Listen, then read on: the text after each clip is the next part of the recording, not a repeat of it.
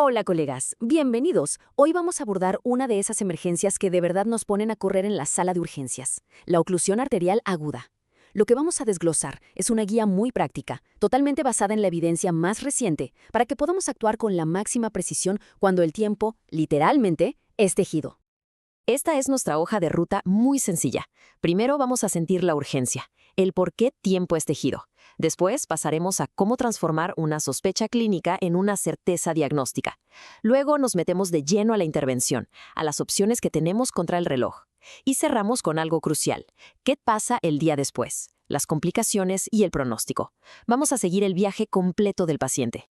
Esta frase la hemos escuchado 1000 veces, pero aquí es el principio fisiopatológico que lo gobierna todo. No es una metáfora, es una realidad. Cada minuto que pasa con una arteria ocluida es tejido que muere de forma irreversible. Así de simple y así de brutal es la urgencia. Muy bien. Entremos de lleno al primer punto, porque seamos claros, todo empieza aquí. Si no reconocemos la emergencia de inmediato, todo lo demás no importa. En términos muy concretos, esto es lo que tenemos enfrente. Un corte de tajo al flujo sanguíneo que echa a andar un cronómetro. Y ese cronómetro nos da más o menos unas 6 horas. Después de ese tiempo, el daño a los músculos y sobre todo a los nervios se vuelve irreversible. Nuestra ventana para actuar es esa, no hay más. Nuestro primer acercamiento es y siempre será clínico. Y para eso, las 6 Ps son nuestro abecedario. Las primeras 3, dolor, palidez y ausencia de pulso, son la alerta inicial. Nos gritan que algo vascular está pasando. Pero ojo, cuando aparecen las siguientes, parestesia y parálisis, la situación se ha vuelto críticamente grave. Ya no es solo isquemia, es daño neurológico, y eso nos pone en una carrera contra la amputación. Ahora, fíjense en este dato que es bien interesante. Históricamente pensábamos en embolias cardíacas, ¿no? Un coágulo que viaja desde el corazón. Pero la epidemiología ha cambiado. Hoy, la causa número 1, con un 60%, es la trombosis por in situ. O sea, un trombo que se forma directamente sobre una placa de ateroma ya existente. Esto es clave, porque un cuadro trombótico a veces no es tan explosivo como uno embólico, gracias a la circulación colateral que se pudo haber formado. Perfecto. Ya tenemos la sospecha clínica fuerte. El siguiente paso es ponerle nombre y apellido. ¿Qué tan grave es y dónde está el problema exactamente? Y esta es la pregunta del millón, la que va a definir nuestra agresividad y nuestros tiempos. ¿Por qué no todas las oclusiones agudas se tratan igual? Necesitamos una forma objetiva de clasificar el riesgo para tomar la mejor decisión. Para eso, la clasificación de Rutherford es nuestra Biblia. La clase I, viable, nos da un respiro. Pero la línea roja, la que nos cambia el semblante, es la diferencia entre IIA y IIB. En la IIA tenemos un déficit sensitivo leve, pero en la IIB ya hay debilidad motora. Ese es el punto de no retorno que nos obliga a actuar en menos de 6 horas. Y bueno, la clase 3, con parálisis y rigidez, es la que nos dice que hemos llegado tarde para la extremidad y la prioridad cambia a salvar la vida.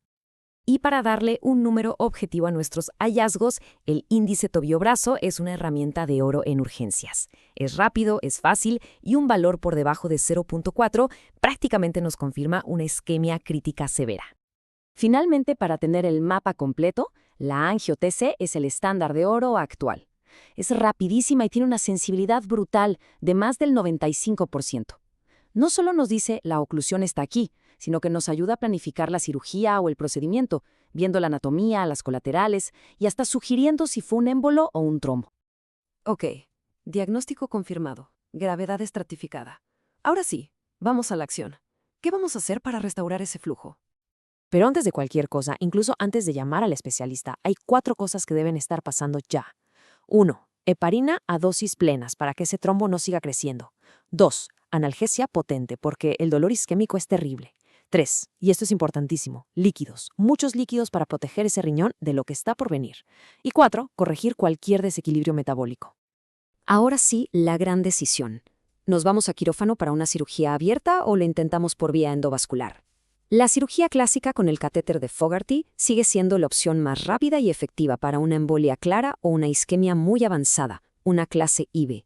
Por otro lado, si pensamos en una trombosis o tenemos un paciente de muy alto riesgo, la terapia endovascular, ya sea con trombolíticos o con aspiración del trombo, es una excelente primera opción.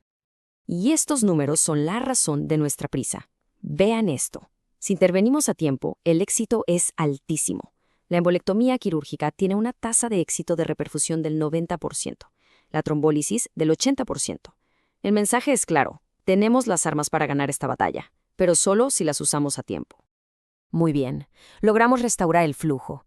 La extremidad recupera el pulso. ¿Fin de la historia? Para nada. A veces la batalla más dura empieza justo ahora. Hablemos del síndrome de isquemia-reperfusión. Es una de las paradojas más fascinantes y peligrosas de nuestra especialidad. El mismo acto de devolverle el oxígeno al tejido puede generar una segunda ola de daño, a veces peor que la propia isquemia. Un problema local se puede convertir en una catástrofe sistémica. A nivel celular, lo que ocurre es una verdadera tormenta. La llegada súbita de oxígeno genera una explosión de radicales libres. Esto, sumado a una sobrecarga de calcio dentro de las células, desata una respuesta inflamatoria brutal que puede terminar tapando los capilares más pequeños. Es el temido fenómeno de no reflow. La tubería principal está abierta, pero el agua no llega a las casas. En la práctica, esto nos obliga a vigilar 3 complicaciones letales. Primero, el síndrome compartimental.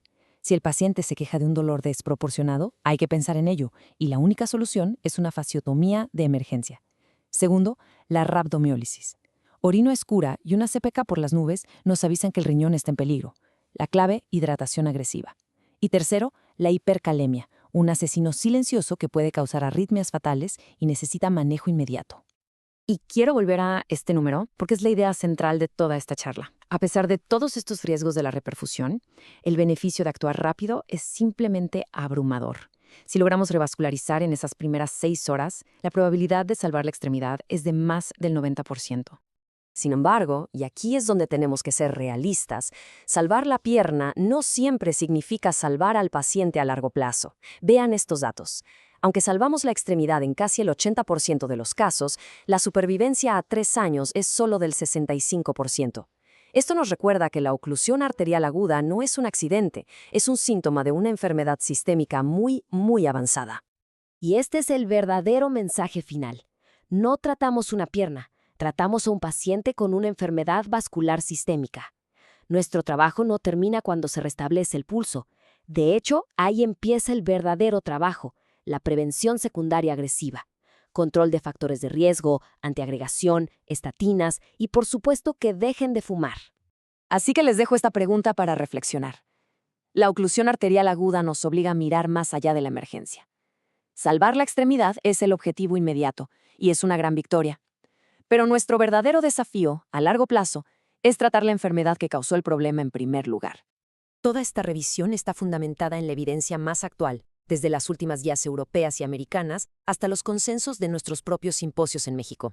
Muchas gracias por su atención.